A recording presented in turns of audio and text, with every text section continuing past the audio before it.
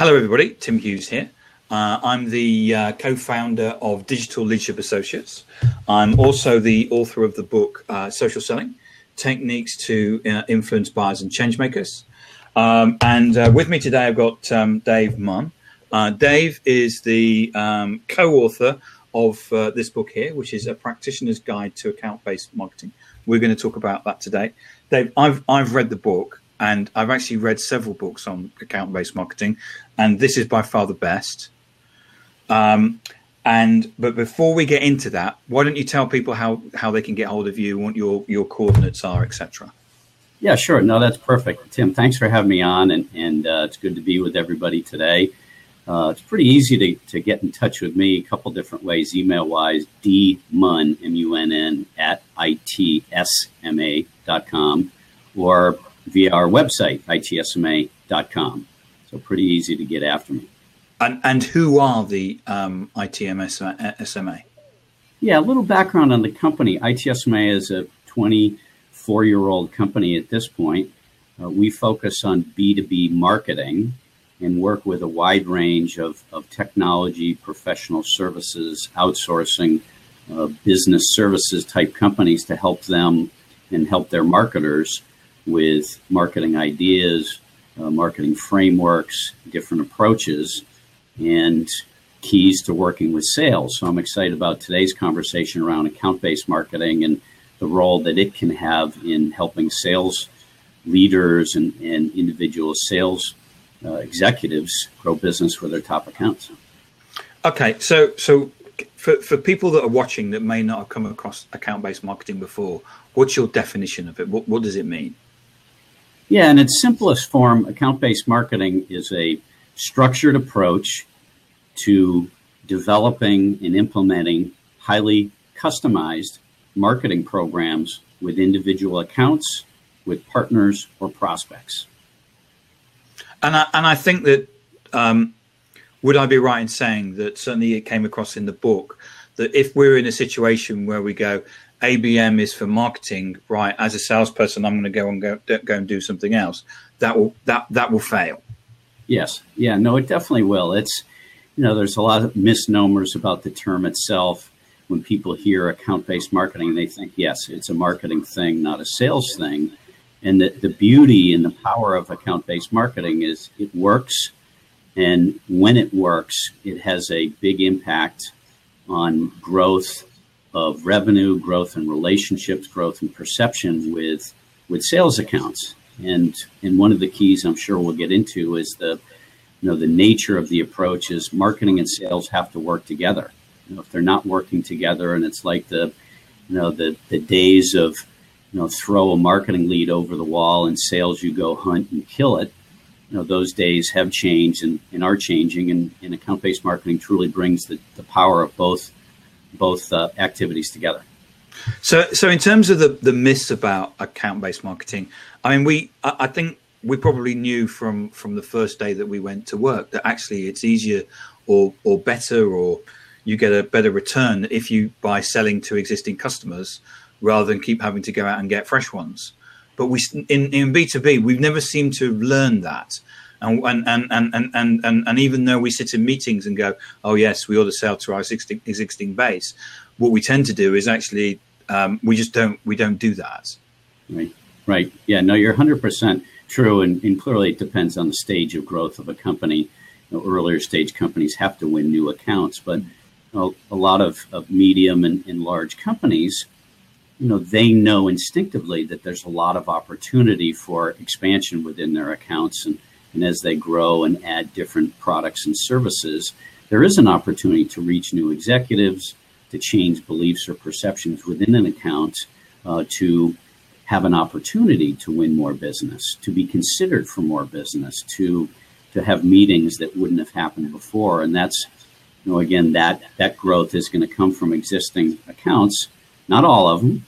And that's another aspect I'm sure we'll get into as well. Is selecting the right existing accounts is really important. So first and foremost, in terms of if we're going to set up an account-based marketing format and set it up as a strategy within the organization, What you say in the book is that shouldn't be a marketing or a sales initiative. There should be some sort of overarching ABM board or governance structure.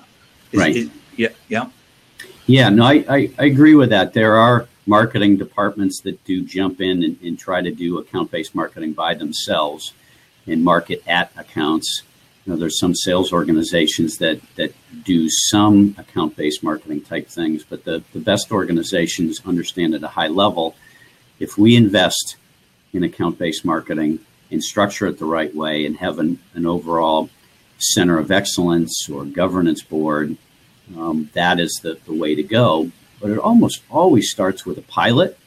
It might be starting with one account rep, an individual marketer, and management knows about it, but it's getting together to brainstorm, discuss, go through the process, and start showing some success, and then from there expand and develop, build upon the early success. Because in the previous organization, there were a number of people that were always overachievers. Yeah. And funnily enough, those overachievers were selling into, and it was always, well, they overachieved because they've got existing accounts. But I know there was one particular salesperson who had 200 contacts within his black book of contacts within one account. Right. So rather than having a relationship with Frank in IT where you've got, and that person moves and then you've got actually no relationship, this is about getting wider and deeper within the account. Yeah. And in terms of relationships. Yeah, 100%. In earlier in my career, I spent time with major account sales at Oracle, also with Apple. And you're 100% right. It's hard for salespeople with all the work that they have to do to keep in touch with, to nurture, develop, stay on top of what's changing, what's happening with, in your example, 200 different people within an account. So part of marketing now with the growth of marketing technology, and integration with CRM systems, marketing, and with that individual sales leader is sitting down and looking at the key individuals, the key players, the influencers, the gatekeepers, the decision makers, and focusing a number of specific plays, if you will, that meet their needs and their issues, and tailor ongoing marketing reach out for events, for content, for introduction to executives and peers, a range of different marketing tactics that can come into play. And that's where marketing can help touch, nurture, communicate with those people, and feed information back to sales on what's happening, who's attending certain things, responses from individuals, and very much a teamwork approach. So this is more than just the sort of annual account planning process that most salespeople go through. This is about sales and marketing working together. And this is a question, this is about sales and marketing working together. So sales will go, right, well, I'm going to go and sell that, but can you focus on this bit, building the relationships and nurturing these people? Right. So it's an additive exercise and integrated with annual account planning. Yeah. Because again, it's not meant to let's do everything over again. Yep. Some companies and individuals have very deep, methodical approaches to developing the yearly account plan. So adding in account-based marketing is reviewing what we know about the account. Is one of the keys is the more insight about the account, the industry they're in, the issues and challenges they have, their key initiatives and the words they use and what they're trying to accomplish, and then how your company's products or services fit, meet, and can help them solve those. And then marketing working with sales to say, given some of the things that you're trying to do, what can we do in marketing to help move people along the nurturing track? What can we do to reach out to new executives that haven't been part of the conversation before? And you can use that as a way to build relationships. Ultimately, what you're trying to do is you're going to try and sell them stuff. And I think most people accept that. Yeah. But you could also use that as a way, a perception, that you're a technology company, but actually you sell business applications as well, or something like that. You can use it as a way of changing the hearts and minds of people. Would you agree? Yes. And that, you've hit at something that's really important. Account-based marketing is an investment in business growth and revenue growth, but it's also meant to deepen and expand relationships, and as well as change perceptions. So in that case, too, there are executives that may think of you as a provider of only a certain types of products or services or widgets or so forth, but it's an opportunity to extend or advance the conversation with them when they're sent tailored content or thought leadership. They're invited to a program, to be in a room with other executives. They're invited to an innovation day. All those things can help support sales, support marketing. Because you were talking about earlier on that as you get deeper in the relationship, you're starting to understand the industry issues, the business issues, what they're not just the business, but also their personal issues, and you can really tailor what you're doing. Rather than cookie cutter, we're going to go into construction. You can really focus in and saying, right, this is about construction rather than big companies to people. So it's real estate, and this is what the issues are, and really focusing down on what you're providing to them. No, and you hit a key point. This is all about tailoring, customizing, personalizing marketing programs and campaigns. There's plenty of marketing that's important at a high level, the air cover type marketing that is important. But what we're talking about here is very personalized programs, campaigns, and activities that are personalized not just to the person's name or just the person's title, but it's their role in the company and what they're doing, what they're responsible, what they care about, and what are some ideas and solutions that you and your company have to help them with those. And so that does take, in many companies, account-based marketers it's like man marking in football, where it's one account-based marketer to one account rep, or it could be one account-based marketer for a couple of accounts, but it's spending regular time on planning, developing, and implementing all those tailored and targeted marketing activities, supported by some back office support services in marketing to help produce and execute certain things. Okay. So that sounds good. So which accounts would we pick?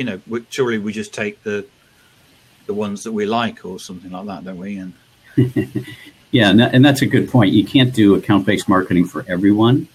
I mean, there are companies who do, as we've been talking about, the one-to-one strategic ABM programs. There are one-to-few where you can do and implement ABM for groups or sets of accounts, and then there's one-to-many that are much broader into full vertical markets.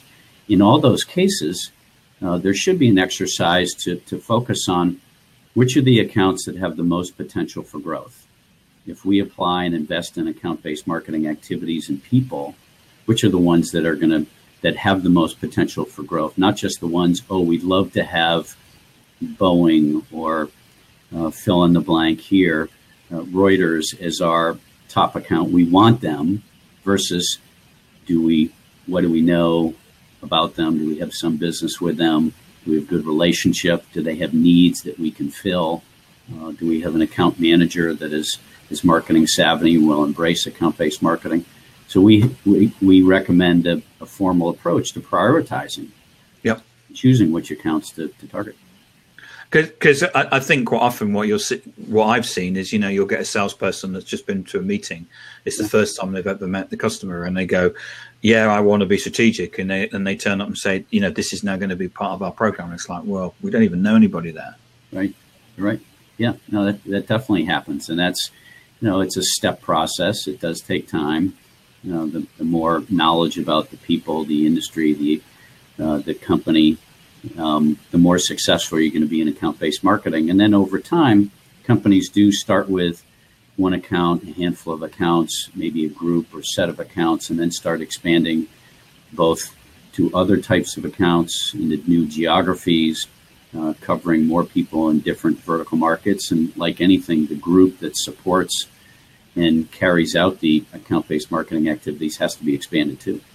Because in the book, you also explain, because you kind of did it earlier on, that this isn't just about for big companies. Yeah. That you have, that it could be one-to-one, it could be one to few, or you actually talk about in the book a programmatic approach, yes, which is where you could be using account-based marketing for sort of mid-market, small, medium enterprises. That's right. Yeah, no, 100%. And that's, there's been a huge growth in marketing technologies and tools like marketing automation software. And it's a little bit of a misnomer. It makes it sound like everything can be automated. Marketing, push a button and, here you go. You have everything you need. But marketing automation, when tied to a CRM system, a contact database system, you're able to plan marketing programs and campaigns. Who's going to get what messaging, what materials, what programs are they going to be invited to. So the one-to-many account-based marketing is growing in popularity, and it's supported by technology and tools to be able to track over time, again, conversations, interaction, and activity, because a lot of these systems, too, are tied into your company's website. There's tools that can understand who's logging onto your website, accessing materials. So a lot of these feeding points are coming together and being fed into marketing automation systems. Yeah, and you talked about how, what you're trying to do is get insight in terms of those accounts, understand the imperatives, and really personalize the sales plays that you're taking into those organizations. Yeah, and that's one of the things in the book. We cover a number of different accounts as success stories. And BT built a whole listening system and intelligence system that monitored social conversations, social activity with intelligence about the company, the person, and the individual, and pulled that all together to map that with account-based marketing programs. On a daily basis, they were tracking new information about specific executives at accounts. Until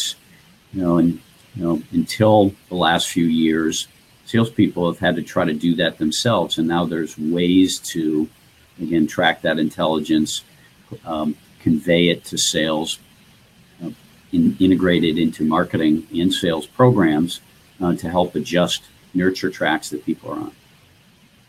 And I think that there's so much technology in terms of the Marketos and the Eloquas and all of those things that allow people not necessarily to automate everything, but to take people through that buying process, where they come out the end, and they should be a little bit more knowledgeable about your products and services. Yeah, to take something from an MQL or right through, certainly towards being a sales qualified lead.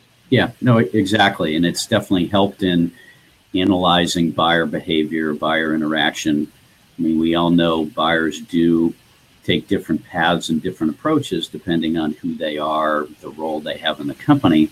But it's, there's a term omnichannel where in research that we conduct with buyers of high-end, high consideration products, services, and solutions,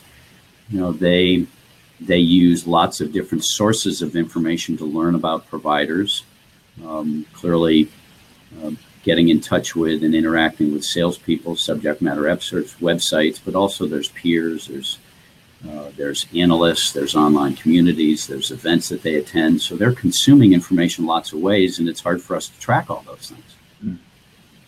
Yeah, in terms of tactics and things that you could use from an ABM account-based marketing perspective, what kind of things do you think that marketers could actually be doing?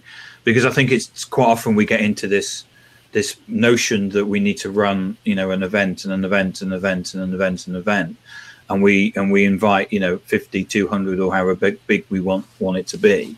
What do you see taking place right now in account-based marketing with some of your with some of the contacts that you have? Yeah, so when it's a combination of things. I mean, we'll both study providers of products and services to see what's working for them, but we also do research with business and technology executives to understand what they prefer. And in an ABM context, it's the more personalized activities that are at the high end of the success list. So clearly one-to-one meetings, very focused, targeted meetings on specific topics, where a sales rep and or a subject matter expert are meeting with an individual or a team on a specific topic and discussing the topic, sharing ideas and case studies. Innovation days or innovation programs. Because most accounts will say, when they're surveyed by companies that they work with, it said, we like them. They take care of us. They're good at what they do. But one of the things they don't do, they're not as programmatic and successful in bringing us new thinking, new ideas, new examples of ways to advance our business, especially around things that we do. So, what companies will say is these innovation programs, these brown bag lunches, these lunch and learns, these webinar series around different topics, new and different topics, again, that relate to the company, the industry they're in, and the solutions or products that they're interested in. Those have a high level of success. Executive relationship programs, where a senior executive is signed up to have a relationship with a certain senior executive, and they meet, they have dinner. There are social events that people appreciate when it's not just a mass event. Okay, meet me at the turf, at the match, but it's a very highly tailored social event where, especially with other peers, are highly valued. But there's lots of other things that go into the mix too that marketers can do. Customized thought leadership, whether it's a presentation, it's a white paper, other peer interactions, small lunches with different people. And clearly we know executives are more and more social, and they do keep track of different social interactions, social information. And what they tell us is that if you're to send them a link to a blog post, an article that has information, ideas, examples, those are very successful. Yeah, in the past, I've used things like innovation days where if you had a good relationship with the organization, you could go in and say, we've got an idea for you. What do you think? And also the working with certain senior executives around getting a common understanding between those organizations, or even getting a referral. Yeah. I think sometimes we quite often when we work in a B2B environment, we see a company being Dave Munn. Yes. Whereas actually it's a whole bunch of individuals, right, and all having different views and different opinions, and quite often if you go to the individuals and ask for referrals, say, yeah, no problem. I think you did a great job. Right. Yeah. No, and that, and companies appreciate when you're bringing them ideas that are relevant to their business. And you may not have all the answers or a specific solution, but it's starting the conversation and showing that you're an advisor versus just a product seller.